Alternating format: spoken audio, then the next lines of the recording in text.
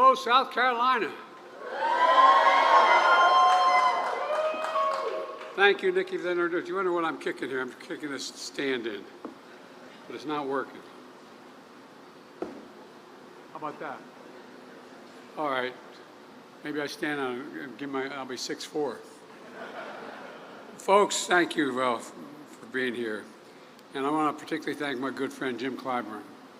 The truth of the matter is, all of you know in South Carolina, I wouldn't be standing here were it not for Jim Clyburn.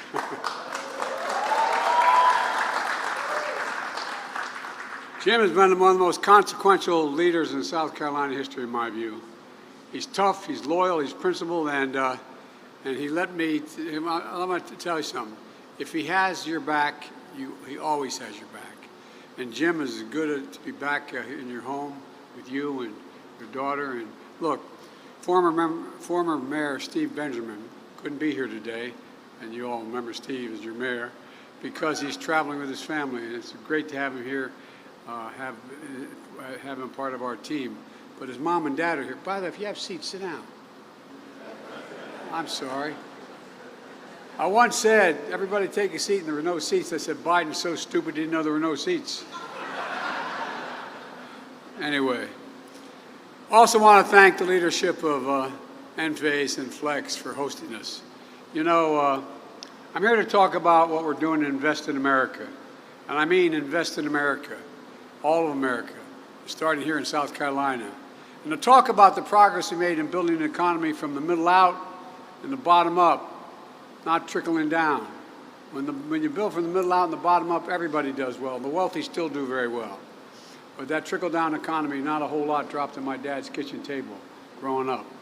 It's all part of an economic vision for this country.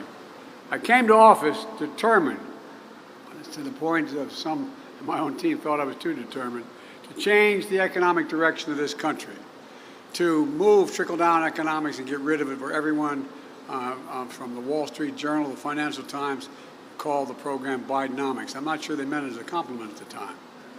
Our plan is working, and one of the things I'm proudest of is working everywhere, not just in the coast and big cities like previous recoveries. This time, investment is working in factories being built and jobs being created, happening in rural America, the heartland, all across America, in communities that have been left out and hollowed out. This is what it looks like across the country. Over 13 million new jobs since I've been elected to office. More jobs than any president's ever created in the first 2 years. Nearly 800,000 manufacturing jobs, including 14,000 in this state alone. This state alone. And again, that's more in 2 years than was created in 4 years in any other administration. Unemployment has been below 4% for the longest time in 50 years. Inflation is less than half of what it was a year ago, and we're continuing to work on it. You know, I know we have more to do. Bringing down inflation remains one of my top priorities. Job satisfaction nationally is at a 36-year high. The share of working-age Americans in the workforce is as high as it's been in 30 years. Remember they used to say, Biden spent all this money to keep people from working? People are off the sidelines. 20 years high. Higher than every single one of my predecessors. And to pay for low-wage workers, the pay for low-wage workers, has grown at the fastest pace in 2 decades. And folks, it's no accident. It's Bidenomics in action. Trickle-down economics has failed the country for decades. It means slashing public investment on things that helped America lead the world in innovation. You know, we used to invest 2% of our entire gross domestic product in research and development. You know what it is now? 0.7%. We used to be ranked #1 in the world in research and development. You know where we're ranked now? #9. China's #8 a decade ago, and now China's #2. And other countries are closing in fast. This is the United States of America, for God's sake. We used to have the best infrastructure in the world, rated #1. Now we're rated #13 in the world in infrastructure. How can you have the best economy in the world and not have the best infrastructure in the world? Under my predecessor, Infrastructure Week became a punchline every month. Anyway, I won't get into it. On my watch, we're making infrastructure a decade headline. A decade. Yesterday, we announced that since I took office, we've attracted $500 billion, $497 billion in private investment in American manufacturing, both here and around the world. It's historic. And it's Bidenomics in action. Instead of exporting jobs to cheaper labor costs, what we did for decades, we're creating jobs here and exporting American product. Product, not jobs. That's the story here in South Carolina. Earlier, we heard the leadership of Enphase say that $60 million they're investing here. Well, that's 1,800 jobs across the country and up 600 permanent jobs right here in South Carolina. All a direct result of the so-called Inflation Reduction Act we wrote and passed. Well, that's the legislation of the past where so much money is coming in to make all this happen. And by the way, parenthetically, you're going to hear about the deficit.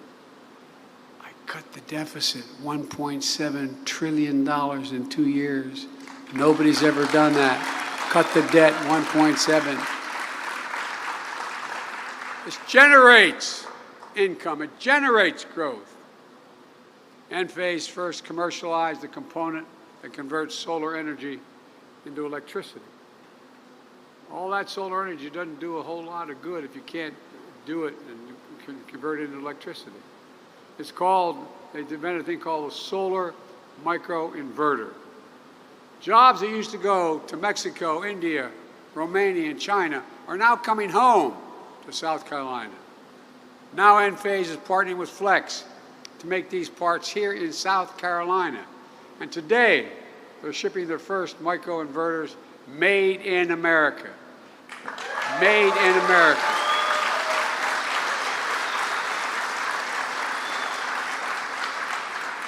And the good news is 90% of these jobs require intelligence but don't require a college degree.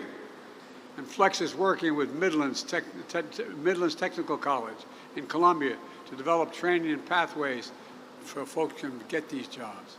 Since I took office, we've seen over 60 domestic manufacturing announcements all across the solar supply chain.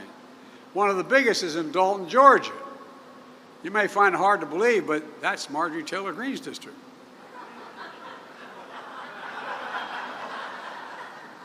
I'll be there for the groundbreaking. Look, just today, the Department of Energy announced new incentives for companies to bring solar power manufacturing back to our shores. We're in a real race. China's ahead of us.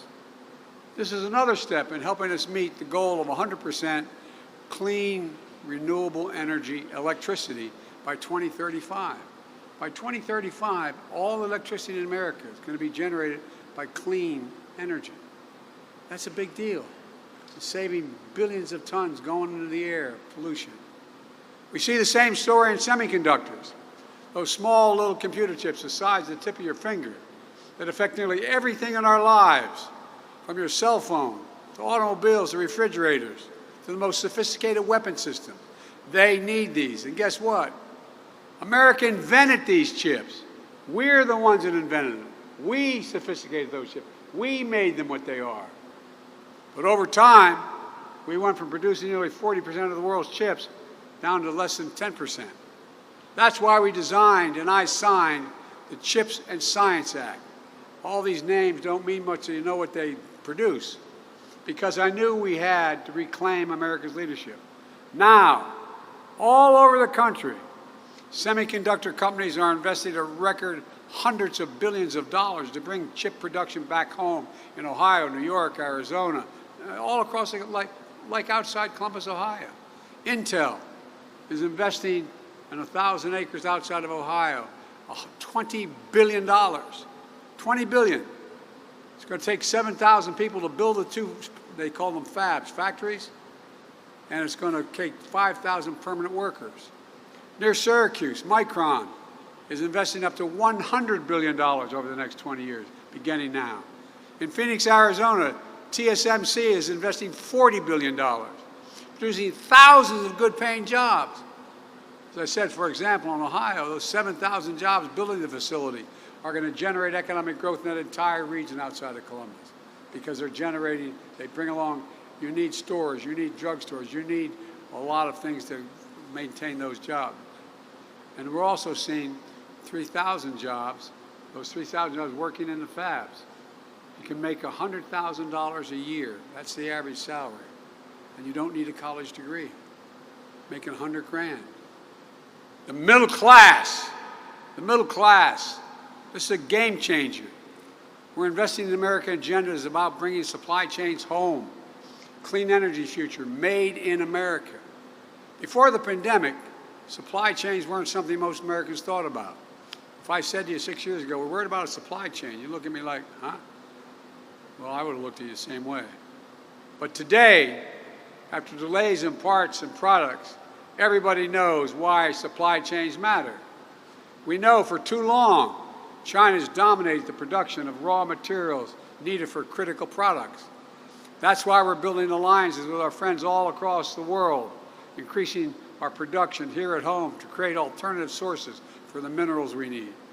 Our goal is to bring full battery supply chain home.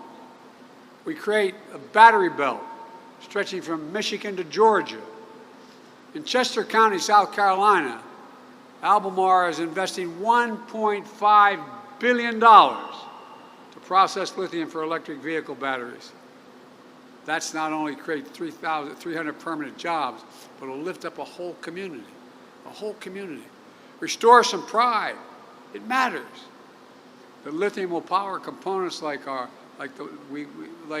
it's going to be being made in redwood materials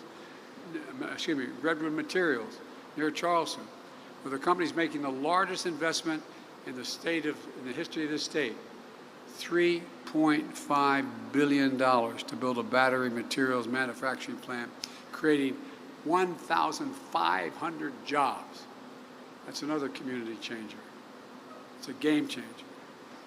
And those materials will go into batteries that will be recycled by companies like Serbia Solutions, which is investing $300 million here in Richland County, creating another 300 permanent jobs. That's community after community after community. There's been that change, and it's on its way. You change enough communities, it's going to change the state, it's going to change the country. In Jim Clyburn's Institute, Promega Energy Storage Technologies is investing $279 million to manufacture batteries, to store energy, to power the grid. Look, what do you think we have said if I came when I was here trying to get the nomination 3 years ago? And I told you about, while I was campaigning, that we'd see this kind of investment in South Carolina, billions of dollars. I think you would have been a little skeptical. But that's why I fought so hard for the things I wanted to do. Didn't get much help from the other team, but that didn't stop us from getting it done. And that's going to transform America. All told, since I signed the Inflation Reduction Act and the CHIPS and Science Act and the law, companies have announced $11 billion in manufacturing and clean energy investments just in South Carolina. $11 billion. Companies across the country are expanding factories, building new ones, creating tens of thousands of good-paying jobs, most of which don't require a four-year degree. And when I say every job in America should be a good job, including a free and fair choice to join a union, I mean it. Every venture to manufacture clean energy technology will be made stronger by collective bargaining relationships. But that's up to you to decide. It's not just manufacturing. Through the bipartisan infrastructure law, we've already announced over 35,000 projects all across America, like the Brent Spence Bridge, which is a $1 billion operation over the Ohio River from Ohio to Kentucky. And today in New York, we're investing a record to $1 billion to renew the Hudson Tunnel. You walk through that tunnel, it was built 100 years ago. It's fallen apart. You'll be able to go through it 100 miles an hour instead of 30 miles an hour. Up in Union County, South Carolina, we're rebuilding 6 bridges critical to moving people and goods across this region. Each bridge is over 60 years old with weight and volume restrictions that cause detours, congestion, and supply chain delays. The oldest one is where South Carolina 49 crosses the Tiger River. The biggest one is right here in Columbia, Malfunction Junction. You all know it. How many years you've been talking about fixing Malfunction Junction? Well, now, thanks to Jim Clyburn and help from the infrastructure law, it's finally going to get fixed. It's going to get fixed. And we're removing every single lead pipe in America. More than 100,000 lead service lines go into homes here in South Carolina. And they're a risk to everyone's health, including children. So it's time to get them removed and replaced. We're building. We're helping Richland School, District 1 here in Columbia, purchase 16 new electric buses. Because guess what? The diesel buses cause asthma.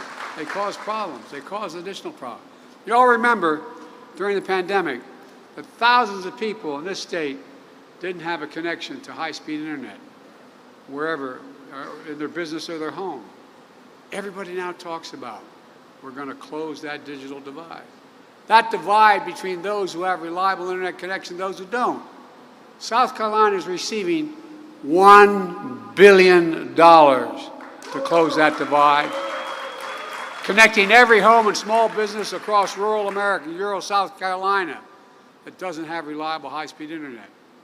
Thanks to Jim Clyburn's Affordable Connectivity Program, fancy name, but it's real, that's saying that 359,000 South Carolinian families are already saving $30 a month on their internet bills. Look, we're doing this in communities all over the country. You can see exactly where the money's going and whether you're affected in your community here by going to invest.gov. Click on to invest.gov, put in your location, and they'll tell you what's happening in your community.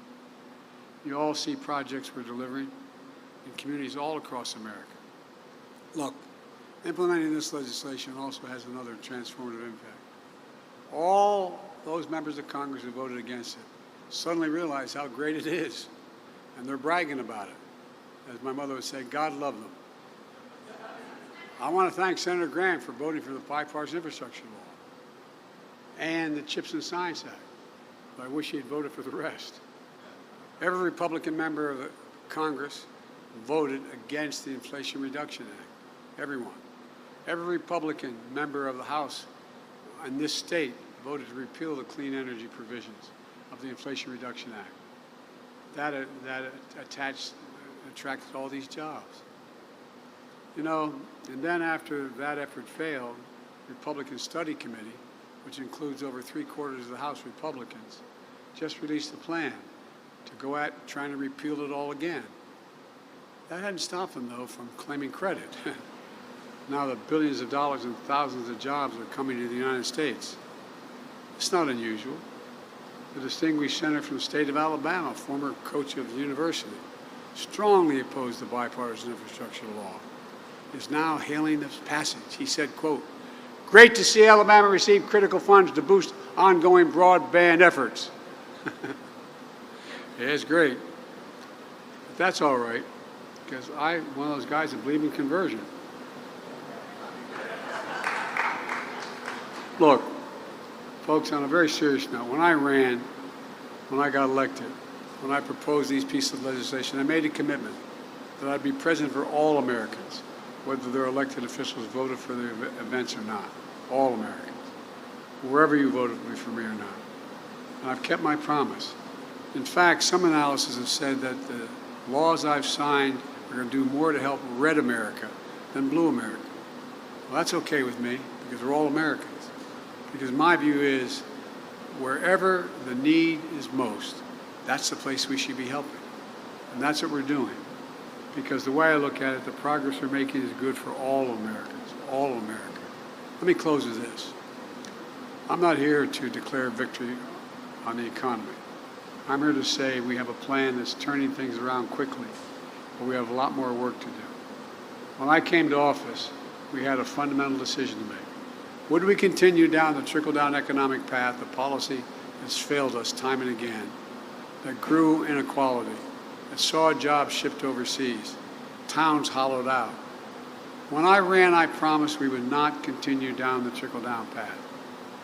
But here's the simple truth about trickle-down economics. It represented a moment when we walked away from how this country was built. Bidenomics is just another way of saying restoring the American dream. 40 years of trickle-down limited the dream to those at the top.